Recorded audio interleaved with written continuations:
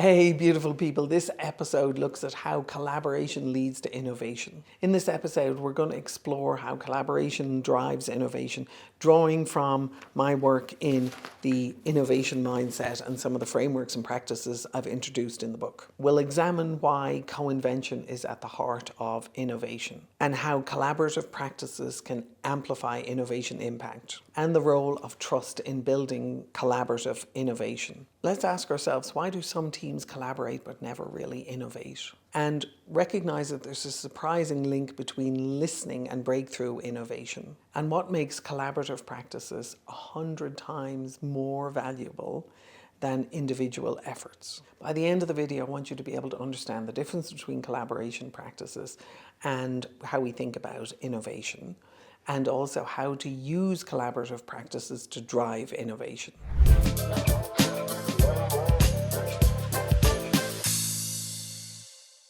So as you start thinking about the difference between collaboration and how it leads to and drives innovation, I also want you to start looking at the difference between collaboration and co-invention.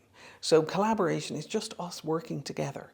It's how do we get on? How do we work alongside each other? How do we do stuff together? Co-invention is how do we actually leverage each other's excellence, each other's mastery.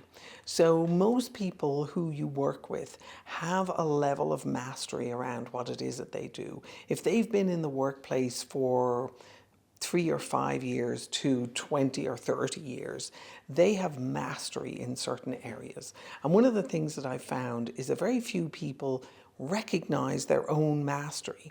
And because we don't recognize our own mastery, we don't recognize mastery in others.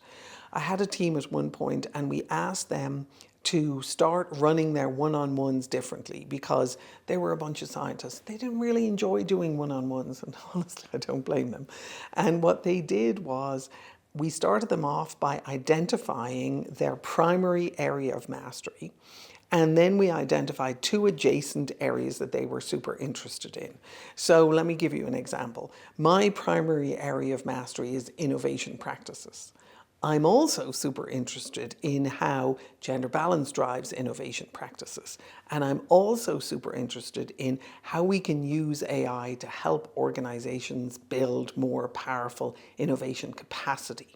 So if you take that primary focus, I'm sure that I have overlap with a bunch of you. I'm sure I've overlap with a bunch of people who are also doing writing and reading and work and study and implementation and effort in this space. With the team that we worked with, we got them to map those out, and they mapped them out together so they could all see them. And the interesting thing was they didn't know each other's areas of mastery just by working alongside each other, and they'd been doing it for 3 to 5 years. What came out of that was they turned that around, they used it for one-on-ones, which was powerful and allowed them to be able to have much deeper, richer conversations and help each other much more effectively. But what they also did was they turned it upside down and they used that map of their areas of mastery to design their own KPIs and OKRs. Now, they were smart enough to recognize that there were KPIs and OKRs coming down from the leadership and that they needed to meet those somewhere in the middle. But the team lead said, what would happen if we design those based on our areas of specific mastery? And invariably, if you're masterful around something, it's something you deeply care about. It's something you're hugely passionate about. And I think that we all have those. And if we're honest about them and we kind of fess up to them and we start talking about them, we'll recognize that there are people around us who share those interests and who want to help us be even more masterful. So I'm doing all of these videos because I love innovation, because I want to help people be more innovative, because I want to help you be more innovative. So if you have a passion for innovation and for mastery and for innovative leadership, I'm here trying to help you because I have a shared passion with you. So what we saw with this team was they built up their OKRs from the bottom up based on their areas of mastery. And so what we saw in there was their ability to be able to collaborate, their ability to be able to recognize each other's mastery led to an enormous jump forward for them in their ability to be able to innovate, because now they had the full force of their passion and their focus behind what it was that they wanted to do. So when we start thinking about collaboration, there's a lot of collaboration tools out there. And at the beginning of the video, I asked the question, why do teams who collaborate really well sometimes not innovate? And what I'm interested in here is drop in the comments below some of the collaboration tools that you've worked with, that you like, that you think are great. And then ask yourself the question, while you're doing that or after you've done that, ask yourself the question whether or not those collaboration tools supported you in innovating. And here's why I'm asking this question is there are lots of collaboration tools there that support us in getting through the process. There aren't a whole lot of tools out there that actually support us in co-inventing together. So I distinguish very clearly between collaboration, which is working together, getting along together, getting stuff done together, and co-inventing together, which is actually building on top of each other's mastery. If I know what your mastery is and I can recognize your mastery and I can have a conversation with you where I acknowledge it, I appreciate it, I value it, what I'm doing now is I'm looking to build on top of what it is that you're doing with what my understanding is. That's part of you actually talking to me down below in the comments. It's part of that co-invention. If I can understand where you're at, I can understand what you care about, I can understand what it is that you're looking to accomplish, then what I can do is I can interleave my ability, my mastery, my interests into what it is that you're doing, and we can create something more powerful together than we could ever otherwise.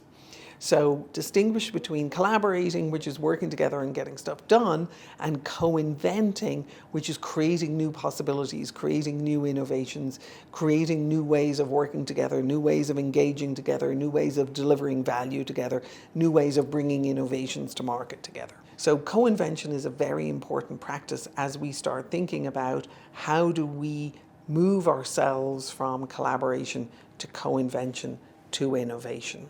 I have a model in the book that I think will be helpful for you as you start thinking about this. It's the practice impact model here.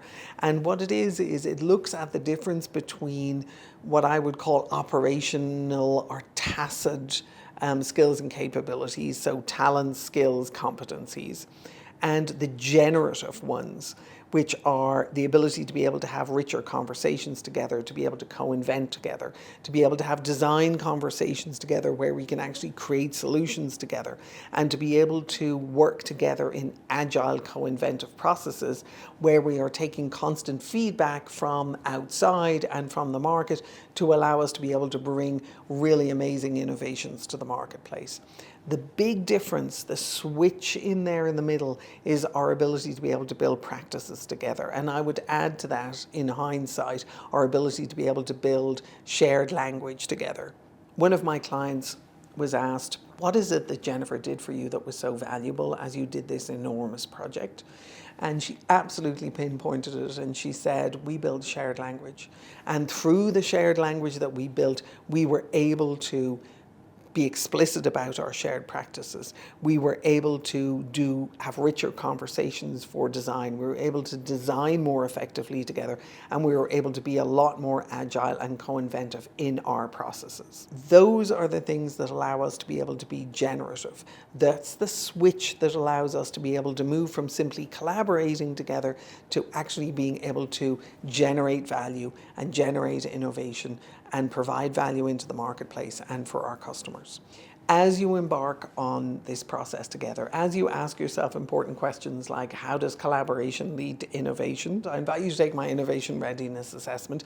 There's a link down below in the comments, www.innovationreadinessassessment.com. It'll give you an idea, it'll give you a scorecard once you've done the assessment, but it'll also give you an idea of the type of questions that I'm asking around your innovation readiness and your innovation capacity.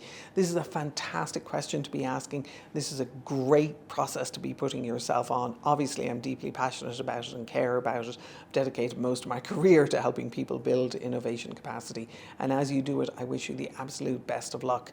Let me know how it goes for you, and take care.